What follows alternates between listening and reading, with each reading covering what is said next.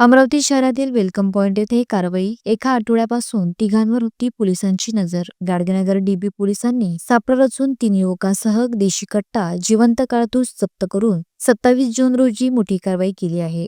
ही धडक कारवाई welcome T point जवळ करण्यात आली. तिघांच्या शोधात काही दिवसापासून गाडगेनगर डीबी पोलीस होते. अशातच देशी कट्टा बाळगून दहशत पसरवत असल्याची माहिती मिळताच पोलिसांनी वेलकम टी पॉइंट कडे धाव घेतली. वेलकम टी पॉइंट जवळ सापळा रचून अट्टल तिघांना ताब्यात घेण्यात आले. गाडगेनगर डीबी पोलिसांना यश आले. या कारवाईत पोलीस पथकाने मयूर उर्फ माया प्रकाश चव्हाण वय वर्ष 20, गजेंद्र सुधाकर पवार वय वर्ष 20, राज गोकुळ सोळंके असे राहणार विलासनगर असे ताब्यात घेतलेल्या युवकांचे नाव आहे. तिघांविरुद्ध गाडगेनगर पोलिसात गुन्हा दाखल करण्यात आला.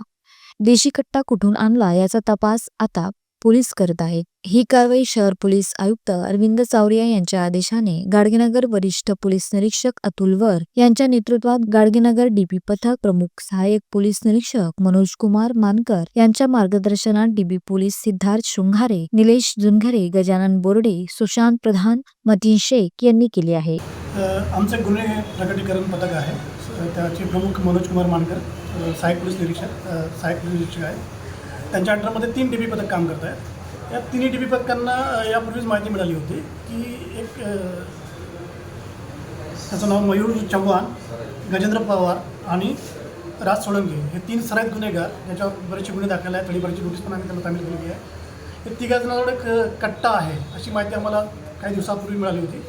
आमचे तिन्ही पथक त्यावर लक्ष ठेवून होते आणि आज आमचे सपोनी मानकर यांच्या नेतृत्वाखाली निलेश जुनगरे, गजू बर्डे व त्यांचं पथक इथून वेलकम टी पॉईंटच्या एरियामध्ये एक सापळा लावून बसले होते. त्यांना माहिती मिळाली होती तशी की हे 3 जण तिथे येणार आहेत आणि हे जसे 3 जण आले तसे त्यांना ताब्यात घेतलं.